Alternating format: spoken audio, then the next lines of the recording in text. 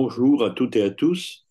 Je continue donc la période de Gorbatchev pour examiner donc ce qui se passe dans les républiques de l'Union soviétique, républiques d'Asie centrale, du Caucase, nous allons le voir.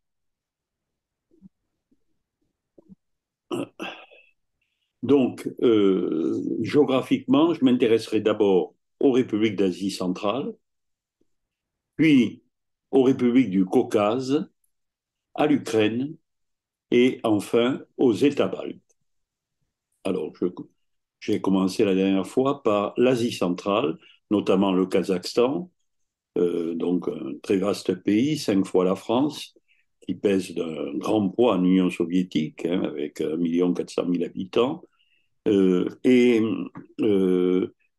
qui a du pétrole, de l'uranium, donc c'est un pays pauvre mais riche, si je peux dire. Bon, alors, euh, premier problème que j'ai abordé la dernière fois, c'est la crise qui éclate entre le Kremlin et la République du Kazakhstan. L'origine, c'est une grosse affaire de corruption. En 1986, la Pravda dénonce les abus de pouvoir, la prévarication, notamment du dirigeant principal, qui est un Kazakh, qui s'appelle Dilmuhamed Konayev. Alors, après cette dénonciation en règle, eh bien, Konayev est rayé des cadres. Il est désormais remplacé par un Russe relativement jeune, Gennady Kolbin, 9 ans, proche de Gorbatchev, et donc, ce qu'il y a de nouveau, c'est que pour la première fois, le poste de premier secrétaire de la République du Kazakhstan ne revient pas à un autochtone, à un Kazakh, mais à un Russe. Donc, ça va être regardé comme un, une preuve de plus de l'entreprise de russification commandée par le Kremlin. Cette déposition du secrétaire général kazakh et son remplacement par un russe produit, nous l'avons vu la dernière fois aussi, une émeute le lendemain même de la déposition, le 16 décembre 1986.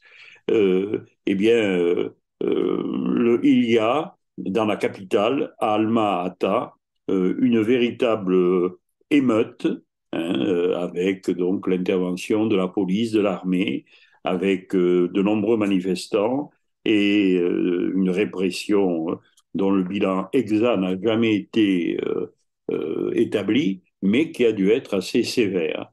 Alors, l'interprétation des faits, vous l'avais donné, j'avais repris ce que Hélène Kayar-Dankos déclare dans son ouvrage, c'est que d'abord, il y a un problème démographique. Pendant longtemps, les Kazakhs étaient minoritaires et ils viennent à l'époque, là, dans les années 80, à devenir majoritaires. Et ça leur donne, si vous voulez, un sentiment identitaire plus affirmé. Ensuite, intervient aussi dans ces émeutes le poids de l'islam, hein, un islam très proche, notamment celui de l'Iran, et très, comment dirais-je, qui diffuse son radicalisme. Donc, le Kazakhstan est assez touché. Et enfin, il y a la prise de conscience d'un appauvrissement continu euh, par le Kazakhstan et les autres républiques. Désormais, les Kazakhs comprennent beaucoup mieux qu'ils font partie de ces républiques défavorisées. Ce n'est plus du tout comme à l'époque où on célébrait les terres vierges du Kazakhstan, à l'époque de Khrouchtchev. Désormais, les terres sont épuisées. Donc, j'en avais parlé de tout cela. Autre problème, c'est la cohabitation donc avec les diverses nationalités du Kazakhstan. Alors, ce qui est important, c'est que dans les autres républiques d'Asie centrale, il y a comme une chaîne de violence euh, auquel l'Union soviétique, peut-être très préoccupée, très fascinée par l'arrivée de Gorbatchev, ne prêtent pas ou trop peu attention. Par exemple, au Tadjikistan, qui est la république la plus pauvre de l'Union soviétique, hein, un retard de développement très fort, eh bien, en juin 1986, en février 89, en février 90, hein, il y a des émeutes, souvent d'ailleurs dues à des écoliers, à des étudiants qui se mettent à passer à tabac tous ceux qui ne pratiquent pas la langue tadjike. Bon. Au Kyrgyzstan, même type d'émeutes, de troubles. En octobre 86, notamment à Frunze, qui est la capitale, ce sont les étudiants kirghizes qui s'attaquent à tous les autres étudiants qui ne sont pas kirghizes. Euh, Même type d'émeute en Ouzbékistan, qui est une république où règne un véritable climat de terreur à l'époque, eh bien, à deux endroits, Tachkent, la capitale, en 88-89, des émeutes, des batailles rangées, disons, hein, ensanglantent la ville. Vous avez des étudiants, des ouvriers qui s'affrontent à l'université, dans les usines, dans les rues. Ils sont armés de bras de fer, de barres de fer, de gourdins, d'armes légères, et ils s'en prennent aux étrangers, quels qu'ils soient. Il y a également à Kousavaï, qui est une petite ville à 15 kilomètres de Tachkent, un incident très grave au mois de mai-juin 89, un incident sur le marché local. Au départ, le prétexte ce sont des fraises qui sont trop chères et cela suffit à transformer en champ de bataille le marché et même toute la région. On s'en prend aux vendeurs de fraises, c'est-à-dire une population mesquette qui vient du Caucase. Au Turkménistan, enfin, même trouble dans la capitale, à Ashgabat, mais aussi dans les villes pétrolières de la mer Caspienne, là, notamment à Nebit Dag, des manifestations violentes éclatent euh, contre les coopératives qui sont souvent tenues par des caucasiens. Et les slogans sont explicites, abat les affameurs, fermez les coopératives, sus aux spéculateurs caucasiens. Et partout, on trouve cette inscription, pas de caucasiens, pas d'arméniens en Turkménie. Stop. Alors, le bilan des troubles d'Asie centrale est clair, très net, hein.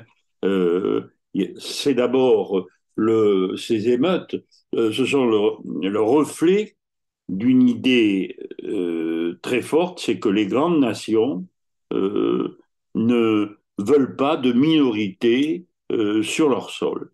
C'est-à-dire que ce comportement met en cause l'organisation territoriale qui avait été inventée par Staline dans les années 20. Euh, et ceci transforme l'Asie centrale en véritable poudrière. Deuxième cause, c'est que l'Asie centrale sort au milieu des années 80 d'une longue période de quiétude et, je l'ai dit il y a un instant pour le Kazakhstan, l'Asie centrale prend conscience de son sous-développement, un sous-développement qui s'accélère tragiquement avec notamment une jeunesse au chômage. Euh, alors pendant longtemps, dans toutes ces républiques, les bilans économiques ont été assez triomphalistes, mais ils étaient truqués. Et lorsque Gorbatchev impose la glasnost, c'est-à-dire la transparence, eh bien le réel est dévoilé, le réel est mis à nu. Enfin, je l'ai dit aussi pour le Kazakhstan, je le répète pour l'ensemble des républiques d'Asie centrale, il y a un désastre écologique qui impacte d'immenses régions. La mer Aral, qui 50 ans auparavant était le quatrième grand lac de la planète, eh bien, aujourd'hui est à sec dans certains endroits. Les fleuves qui aboutissent à la mer d'Aral, la Moudaria et le Sirdaria, ont été utilisés presque totalement pour l'irrigation, de sorte que l'eau potable manque cruellement dans toute la région, dans les républiques avoisinantes, hein. Et enfin, ajoutons qu'il y a une propagande islamique, j'y faisais allusion tout à l'heure aussi, venue de l'extérieur et qui vise à déstabiliser la périphérie. Il y a incontestablement des liens entre les musulmans soviétiques et les musulmans voisins, c'est-à-dire les Iraniens, les Afghans. On a le sentiment que les élites attendent de l'islam qui joue le rôle que le catholicisme a joué en Pologne. Alors, nous en étions arrivés au Caucase, et au Caucase, donc, nous avions vu qu'il y avait trois pays concernés au Caucase Sud, la Géorgie, l'Arménie et l'Azerbaïdjan. Alors, en Arménie, euh, d'un point de vue historique, j'avais rappelé que l'essentiel, évidemment, c'est en 1915-1918, le fameux génocide, hein, qui s'est déroulé dans, pardon, dans l'Arménie de l'Ouest. Hein. Les Turcs ont massacré les Arméniens durant l'été 1915, de telle sorte que les deux tiers de la population arménienne ont disparu, soit morts, soit euh, ont migré notamment dans l'Empire russe. Alors, autre fait important, pas aussi considérable évidemment, c'est que en 1920, l'Arménie orientale, tout ce qui est en vert ici sur la carte, l'Arménie orientale est intégrée dans l'Union soviétique en tant que république. Bon. Euh, Toujours en 21, Staline décide de rattacher une petite zone, le Nakhichevan, hein, qui est composé à l'époque de 50% d'Arméniens et de 50% de Turcs. Hein. Bien, Staline décide que cette zone sera rattachée à l'Azerbaïdjan, ce qui évidemment est un non-sens sur le plan géographique. En 21-23, autre décision de Staline, c'est que la partie appelée le Haut-Karabakh, euh, qui est peuplée de plus de 90% d'Arméniens, eh bien, sera rattachée à l'Azerbaïdjan. Donc, pour l'Arménie, c'est un problème extrêmement grave de voir donc des Arméniens rattachés à une république voisine. Toujours en Arménie, euh, un reportage qui est fait par un couple français, Nina et Jean Kéayan, un couple de communistes d'origine arménienne, et qui va se promener dans le pays de ses ancêtres dans les années 76. Et je l'avais dit, euh, ce couple est très étonné de voir que d'abord le pays est resté très attaché aux traditions ancestrales. Par exemple, concernant la femme, il n'y a pas d'émancipation féminine, alors qu'on est en Union soviétique. Bon. Il y a également un gigantesque développement de la corruption, j'en reparlerai tout à l'heure pour la Géorgie. Et puis alors, ce qui frappe beaucoup aussi Nina et Jean Kerrigan, c'est le profond mépris pour les Russes qui sont nombreux dans ces républiques et qui occupent des postes dans l'administration, l'enseignement, la recherche.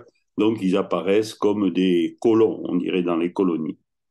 Alors, également, ajoutons autre problème, les revendications écologiques qui s'ajoutent aux revendications nationales.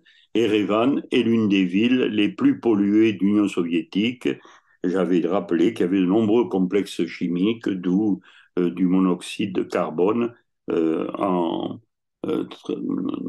en grande quantité.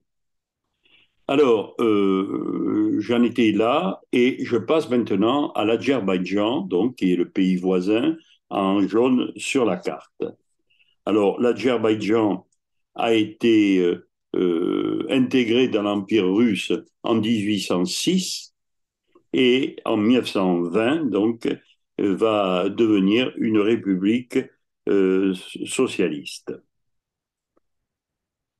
L'Azerbaïdjan, donc, et puis j'ai oublié de dire l'essentiel presque, c'est que dès la fin du 19e siècle, les gisements pétroliers de Bakou, sur le bord de la Caspienne, donc, vont enrichir, bien sûr, toute cette zone. C'est un des premiers pays producteurs de pétrole. Euh, donc, je passe très très vite, j'arrive à la période de Brejnev, et durant cette période, par la volonté du chef du KGB de l'époque, qui est Yuri Andropov, eh bien, éclate un énorme scandale, ce qu'on a appelé le scandale du caviar. C'est-à-dire, c'est une corruption au sein de l'élite azérie. En effet, beaucoup d'officiels, beaucoup de responsables de régions, d'usines, exploitent à des fins personnelles la commercialisation du caviar. Et évidemment, se mettent beaucoup, beaucoup d'argent dans leur poche. En plus, il y a un nationalisme qui apparaît de mauvais aloi à Moscou, bien sûr, un nationalisme azéri. Brejnev le sait, puisque je répète, Andropov, le chef du KGB de l'époque, lui transmet de nombreux rapports alarmistes, mais Brejnev est assez conciliant pour la corruption. Dans sa propre famille, il y a des personnes qui la pratiquent. Et Brejnev se borne à nommer à la tête de l'Azerbaïdjan un ami à lui, Heydar Aliyev, qui a fait sa carrière au KGB, qui est devenu vice-président et même président du KGB en 67. Et ensuite, Brejnev, donc, va le faire nommer premier secrétaire du Parti communiste de l'Union soviétique en Azerbaïdjan, ce qui est un poste évidemment considérable. Pourtant, hein, cet homme qui est promu par, euh, euh, par Brejnev est un homme profondément corrompu, profondément nationaliste. Donc il y a là aussi très vite, il y aura dans les années 80 un problème entre le Kremlin, Moscou si vous voulez, et l'Azerbaïdjan.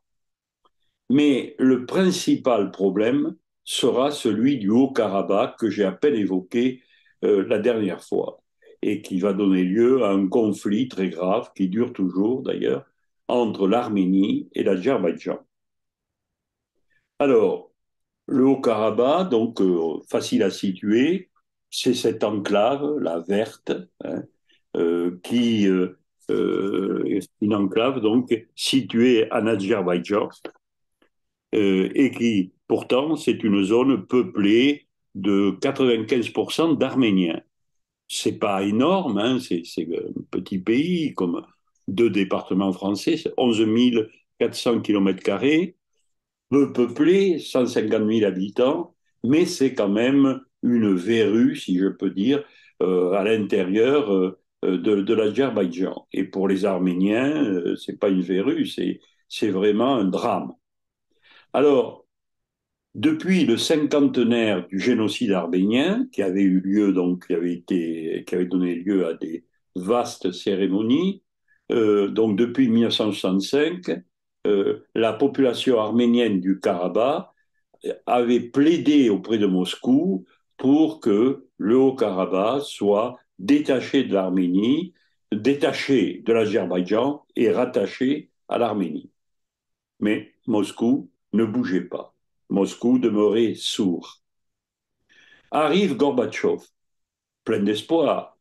Il, il se décrit comme l'homme du changement, l'homme de la glasnost, la transparence la plus totale, des réformes, la perestroïka. Donc, en Haut-Karabakh, comme dans de nombreuses régions, on espère beaucoup en Gorbatchev. Pardon, je vais regarder. Là, j'ai fait un tableau. Et donc, 3 ans après son arrivée, en 1988, les habitants du Haut-Karabakh signent une pétition. La signature est énorme, j'ai dit, qu'il y avait 150 000 habitants, et cette pétition aurait été signée par 80 000 personnes, donc plus de la moitié. Elle est adressée à Gorbatchev, toujours dans le même sens, pour le détachement du Haut-Karabakh de l'Azerbaïdjan et son rattachement en Arménie. Gorbatchev ne répond pas et on considère son silence en Arménie et au Haut-Karabakh comme méprisant. Et une mobilisation spontanée a lieu aussi bien en Arménie qu'au Haut-Karabakh. C'est le 18 février, il y a des manifestations considérables dans la capitale de l'Arménie à Erevan et dans la capitale du Haut-Karabakh à Stepanakert. Le slogan, le leitmotiv, si vous voulez, cette manifestation considérable, c'est un peuple, une république. Euh, les manifestants n'en veulent ni à l'Union soviétique, ni au système communiste. Ils demandent simplement que leur soit appliqué le principe très cher à Lénine de l'autodétermination.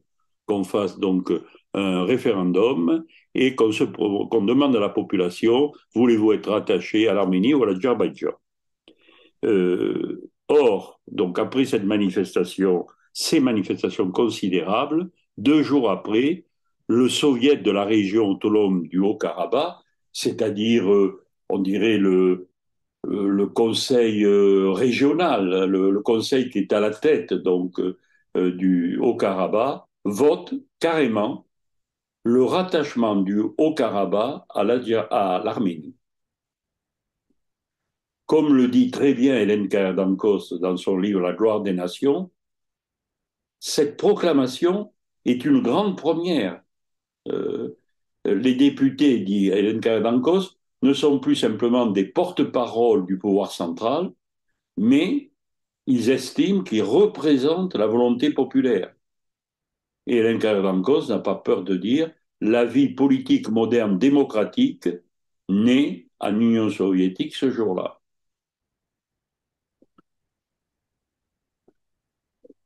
Quelques jours plus tard, en Arménie, se forme un comité appelé le comité Karabakh, donc qui est pour le rattachement du Haut-Karabakh à l'Arménie. Mais assez vite, ce comité Karabakh va devenir un peu le porte-parole de la société civile arménienne.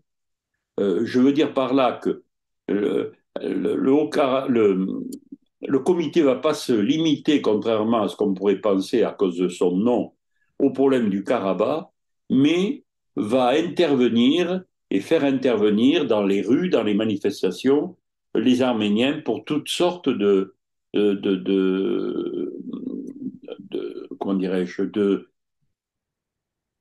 contestations et surtout de demandes de toutes sortes.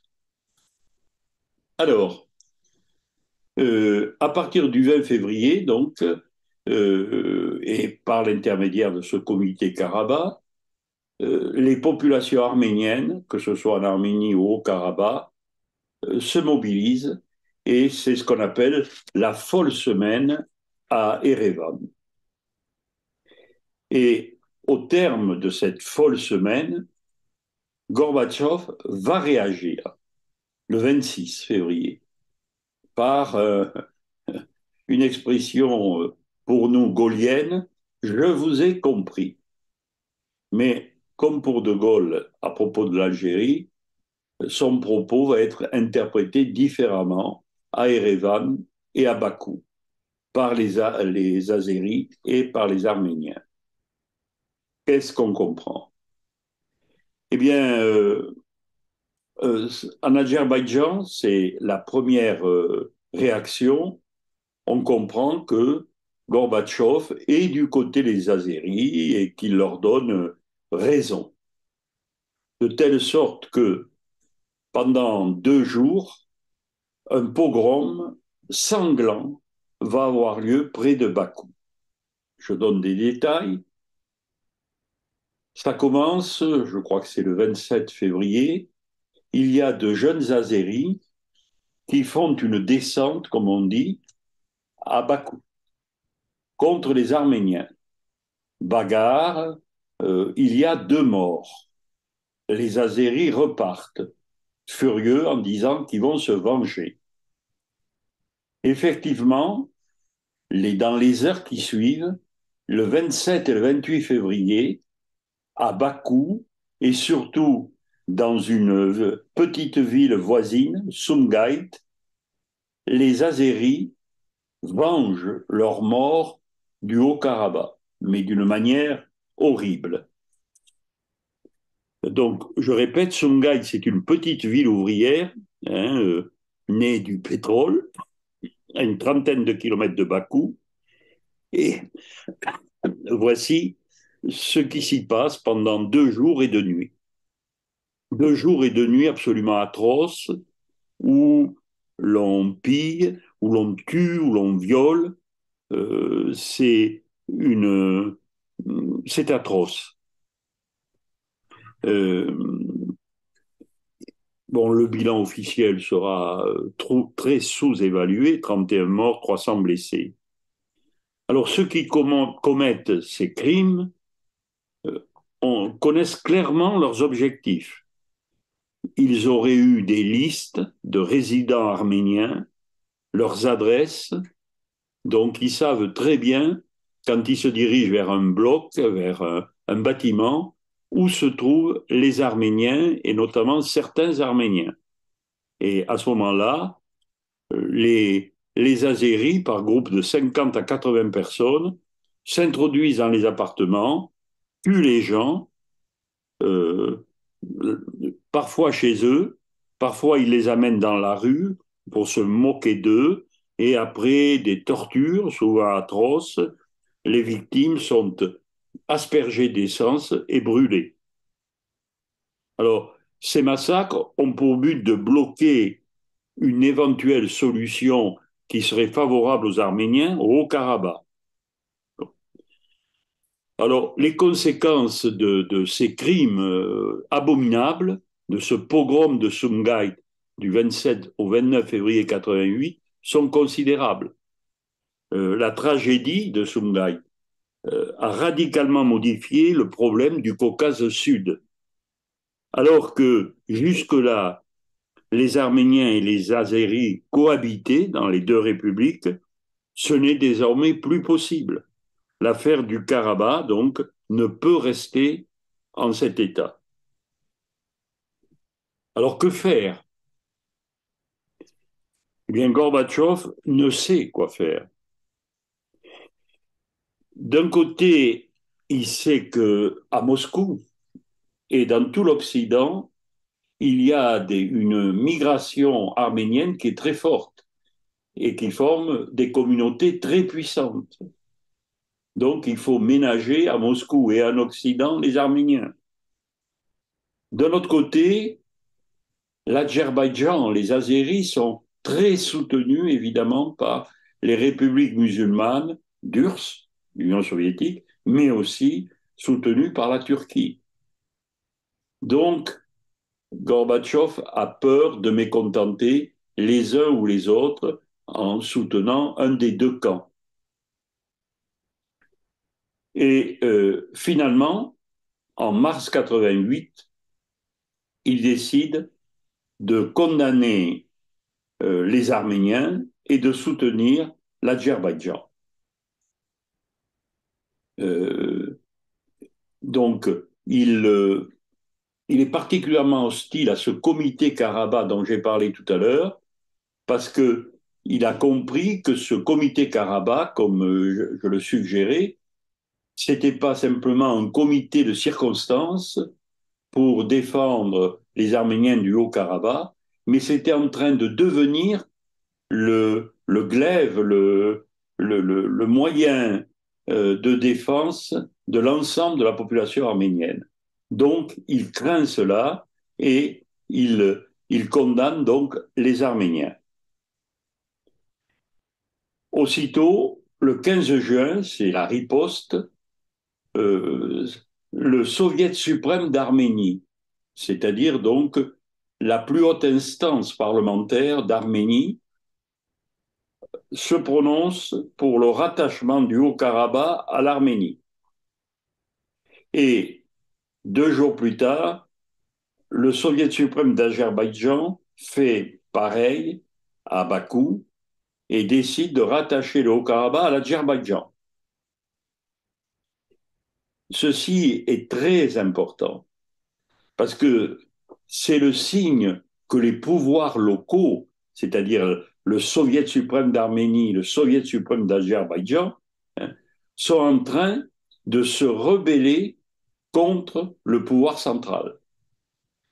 Et Gorbatchev comprend bien que s'il laisse faire, eh bien désormais, toute république, tout groupe national, eh bien va à son tour demander à s'autodéterminer et certainement à quitter les républiques où ils se trouvent, où on leur a imposé de se trouver souvent. Donc, cette rébellion du 15 juin et du 17 juin, ça a vraiment une signification fondamentale. Euh, et voilà-t-il pas que toujours dans cette année 88, alors que les problèmes politiques sont majeurs, alors qu'en Azerbaïdjan, s'est formé un front populaire, je vais y revenir dans un instant, voilà que la terre tremble en Arménie. Et c'est un tremblement qui fait de 30 000 à 100 000 morts, 500 000 sans-abri, et c'est un tremblement de terre qui va notamment révéler le non-respect des normes de construction. Donc, décembre 88, 7 décembre, tremblement de terre. Vous avez donc que l'épicentre se trouve au nord du pays. Et vous avez quelques photos terribles de ce tremblement. Euh, je n'irai pas plus loin pour le moment pour ce conflit Arménie-Azerbaïdjan à propos du Haut-Karabakh. C'est que le 12 janvier, bon, Gorbatchev tente de, de, de soustraire le Haut-Karabakh. Bon, il part du principe qu'il ne veut pas que ce soit, puisque l'Arménie et l'Azerbaïdjan ne s'entendent pas, eh bien, on va créer une comité spécial qui sera présidé par la Russie, avec à l'intérieur tout de même des Arméniens et un Azéri. C'est donc cette commission spéciale. Mais ça ne dure pas longtemps, elle est créée en janvier, et dès le mois d'août, euh, le statut spécial est aboli et les gens du Haut-Karabakh proclament carrément l'indépendance. Que ce soit alors en Arménie, on répond par le blocus du Nakhitchevan. L'Azerbaïdjan fait le blocus du Haut-Karabakh et Moscou envoie des troupes. Donc, c'est la guerre civile, c'est la paralysie complète du pouvoir central. Euh, et Gorbatchev se sent obligé de faire la guerre à l'Azerbaïdjan pour essayer de sauver le pouvoir soviétique. Mais la région du Caucase Sud est devenue un véritable Liban, hein. Il y a une hostilité ouverte envers le pouvoir central. Donc, c'est vraiment l'autorité de Moscou qui s'effrite. Et la cerise sur le gâteau, c'est la création, donc à cette époque, d'un front populaire d'Azerbaïdjan.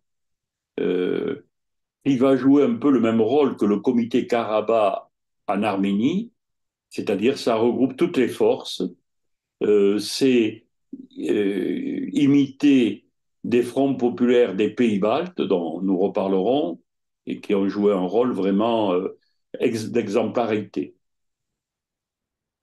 Donc, la, ces 2 pays du Caucase, donc Arménie et Azerbaïdjan, sont totalement gangrenés à l'époque de Gorbatchev par ce problème du Haut-Karabakh. je voudrais maintenant examiner les problèmes de la Géorgie. Alors, la Géorgie, vous le voyez sur la carte, donc vous avez le Caucase représenté en gros, les crêtes du Caucase par la frontière entre la Russie et les autres pays. Et donc la Géorgie se trouve tout au long depuis la mer Noire, tout au long donc de la frontière du Caucase. Alors la Géorgie a été annexée par la Russie, par les tsars, durant la première moitié du 19e. Ça n'a pas été facile pour les tsars. Les Géorgiens se sont montrés de féroces guerriers et les Russes ont eu bien du mal. Mais ils avaient la force avec eux, ils y sont parvenus. Puis quand l'empire tsariste tombe, que les bolcheviks s'installent, le pays est annexé donc par les bolcheviks exactement en février 1921. Et ça va devenir donc la Géorgie va devenir pardon une république socialiste soviétique. La capitale, c'est Tbilissi. Donc j'ai eu la chance d'aller y passer quelques jours, il y a déjà pas mal de temps. C'est magnifique. Vous voyez, j'ai pris cette photo très rapidement dans la capitale, là. Toutes ces couleurs, ces balcons, c'est la vigne qui, ça dépend des saisons, mais monte le long des balcons, des petites ruelles pour arriver à ces maisons qui sont très imbriquées. Tbilissi est vraiment une très belle ville. Alors, que dire des Géorgiens avant de parler des problèmes de l'époque de Gorbatchev? Eh bien, tout le monde leur reconnaît un remarquable sens de l'organisation. Euh, Ils ont su exploiter au mieux les ressources économiques de la région. Euh, sur le plan de l'industrie, vous avez du cuivre, du manganèse, du charbon. D'un point de vue agricole, c'est assez riche, hein, blé, mais surtout vigne. Le vin est réputé. Donc, les Géorgiens, d'habiles paysans, d'habiles aussi ouvriers. Remarquable sens de l'organisation pour créer un marché noir, un marché commercial parallèle des plus florissants. Et avec la complicité, comme dans la plupart de ces républiques caucasiennes, des autorités de la République. Donc tout le monde fait du marché noir. La corruption est généralisée et le marché noir aussi.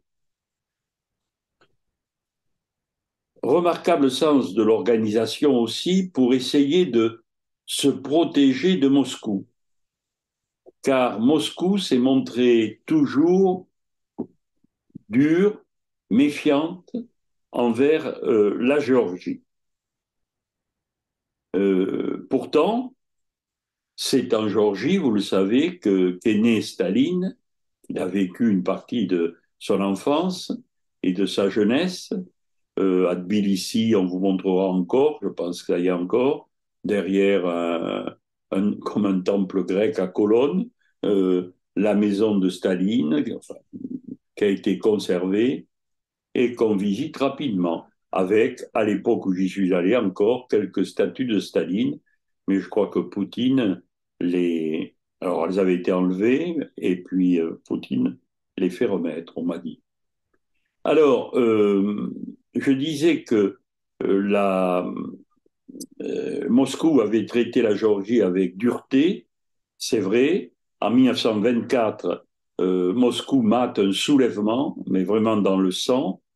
Il y a également d'autres soulèvements en 37, en 48 et j'en reparlerai dans un instant, en 89 dans ce qu'on appelle le Dimanche noir. C'est bien sûr compliqué d'expliquer pourquoi, alors que le leader de l'Union soviétique de l'époque, Staline, faisait partie, était un Géorgien, Beria aussi, autre personnage important de l'Union soviétique, étaient géorgiens, mais il y avait chez eux une espèce de méfiance, peut-être parce qu'ils connaissaient bien leur peuple, hein. Donc on ne peut pas dire qu'ils aient tellement gâté ce peuple. Alors, en Géorgie, on retrouve les mêmes types de problèmes que dans les républiques d'Asie centrale. Il y a d'abord, au début de 1972, une crise très grave entre Tbilissi, la capitale de la Géorgie, et Moscou. Euh, le premier secrétaire du parti de la ville de Tbilissi et le premier secrétaire du parti de Géorgie sont éjectés pour corruption, trafic, nationalisme. Ils sont éjectés de leur poste, donc, au début de 1972, et remplacés par cet homme, Édouard Shevardnadze, qui a été ministre de l'Intérieur et qui devient donc premier secrétaire du Parti communiste géorgien depuis 1972 et qui va le rester jusqu'à l'arrivée de Gorbatchev en 85, qui fera d'Édouard Shevardnadze, vous en souvenez sans doute, son ministre des Affaires étrangères. Alors, Shevardnadze conduit une purge d'une ampleur extraordinaire, puisque donc il arrive en 72, et les 2 années suivantes, en 73-74, il y a plus de 25 000 personnes arrêtées, dont 9 500 qui sont membres du Parti communiste géorgien. Donc, une purge très, très forte. Deuxième type de problème, comme dans les républiques d'Asie centrale, c'est une recrudescence de l'agitation nationaliste au sein de la population géorgienne. Alors, pendant la période de Shevardnadze, il y a des actes de terrorisme. Alors, de terrorisme, comprenons-nous, ce sont des actes de résistance, de terrorisme contre le pouvoir soviétique en Géorgie. Ça se produit à l'époque pourtant où Shevardnadze essaye de visser un peu la République, de la restaurer, hein. Donc, ces actes de terrorisme, ça veut dire des policiers qui sont tués, des monuments à la gloire souvent de l'armée soviétique qui sont dynamités, un mystérieux incendie à l'opéra de Tbilissi, quelques bombes par-ci, par-là. Donc, des actes de terrorisme pendant 4 ans. Alors, il y a des arrestations, évidemment, des tortures, des procès, mais ça ne décourage pas les nationalistes géorgiens. On rencontre surtout, au sein de la population, une opposition de l'intelligentsia à la russification. Euh, il y a création, je l'ai mis là sur ce schéma, en 1974, d'un groupe de défense des droits de l'homme qui signale au monde entier les arrestations arbitraires, les tortures dont sont victimes les élites géorgiennes. Alors, les deux plus grands noms de nationalistes, de résistants, de terroristes, comme disaient les Russes, vous avez les photos, la photo ici, ils sont ensemble pour une fois. Vous avez un musicologue à droite, Merab Kostava. Il est poète, il est musicien, mais il est surtout un opposant acharné qui publie des journaux clandestins, ce qu'on appelle des samizdat. Et puis il y a l'écrivain à gauche, Ziad Gamzakourdia, qui fera également de la politique et qui crée en 1975 un journal clandestin, samizdat, qu'on appelle la Toison d'Or, pour publier des articles qui sont refusés par la censure géorgienne. Et toujours dans ce domaine de la littérature clandestine, de la presse clandestine, en 77, le même Gamza Kourdia participe à la création du Courrier de la Géorgie. C'est un peu comme la chronique des événements en cours qu'a créé à Moscou à la même époque Natalia Gorbanevskaya. C'est-à-dire, ce sont donc des petits livrets ronéotypés, photocopiés, donc par des procédés divers, puis agrafés et distribués sous le manteau, hein, au risque et péril de ceux qui les distribuent. Et là, on y trouve, un peu en vrac, hein, toutes sortes de choses, mais surtout les noms des personnes arrêtées, les dates des éventuels procès de ces personnes, éventuellement les actes d'accusation, les peines qui ont été encourues et qui ont été prononcées, les lieux parfois, quand on peut le savoir, où ils sont emprisonnés ou envoyés au goulag. Donc, cette chronique, ce courrier de la Géorgie, est vraiment quelque chose de très important pour l'opposition. Et pour le monde entier, parce que on a pu enfin être informé justement de la résistance du peuple géorgien. Sinon, on n'en parlait pas.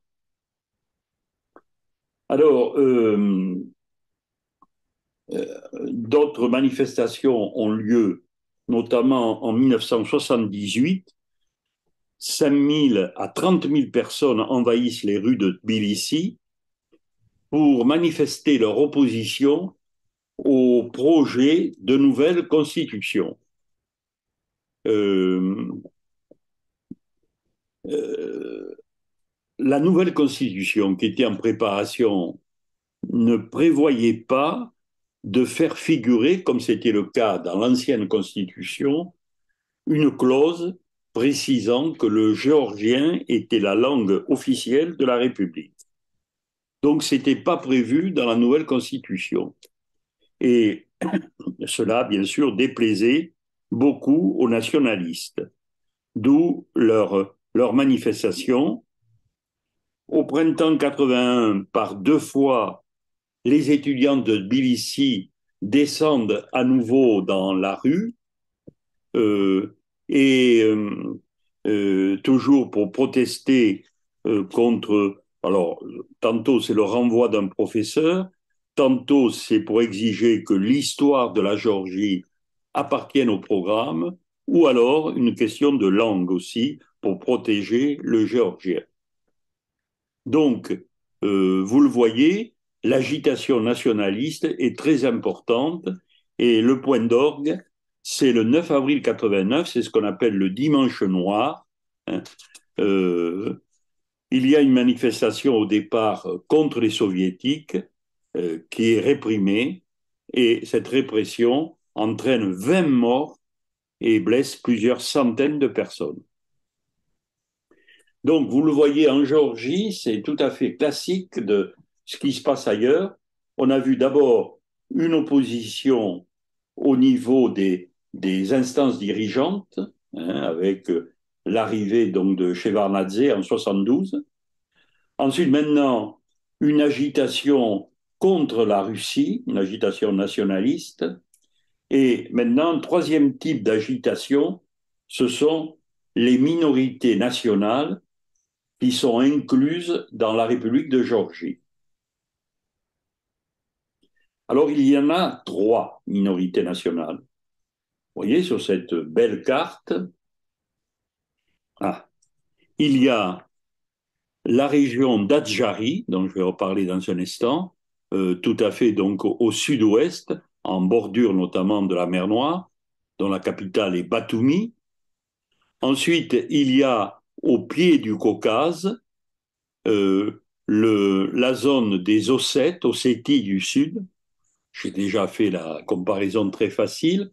Donc, de même que les Basques en France et en Espagne sont de part et d'autre des Pyrénées, donc, eh bien, les Ossètes sont de part et d'autre du Caucase, les uns, l'Ossétie du Nord, faisant partie de la Fédération de Russie, et l'Ossétie du Sud, incluse dans la République de Géorgie. Et troisième zone, beaucoup plus grande, dans le nord-est, l'Abkhazie, avec comme capitale Soukoum. Alors, je reviens sur ces trois zones de minorité nationale, et d'abord l'Adjarie. Petit pays, 2900 km², 300 assez peuplé, 300 000 habitants. Alors, pendant des siècles, trois exactement, l'Adjarie appartient à l'Empire ottoman. Puis, en 1878, les tsars arrivent à y mettre la main dessus. Alors, l'Empire ottoman va être obligé d'accepter, mais il y aura une clause. Voyez, en 1921, intégration de l'Adjarie à la Géorgie, à la condition expresse que sa population jouit d'une vaste autonomie administrative locale, garantissant à chaque communauté ses droits culturels et religieux. En particulier, donc, la majorité est musulmane. Donc, l'Adjarie est une zone autonome, incluse à partir de 1921 dans la République de Géorgie, mais avec un statut un peu spécial.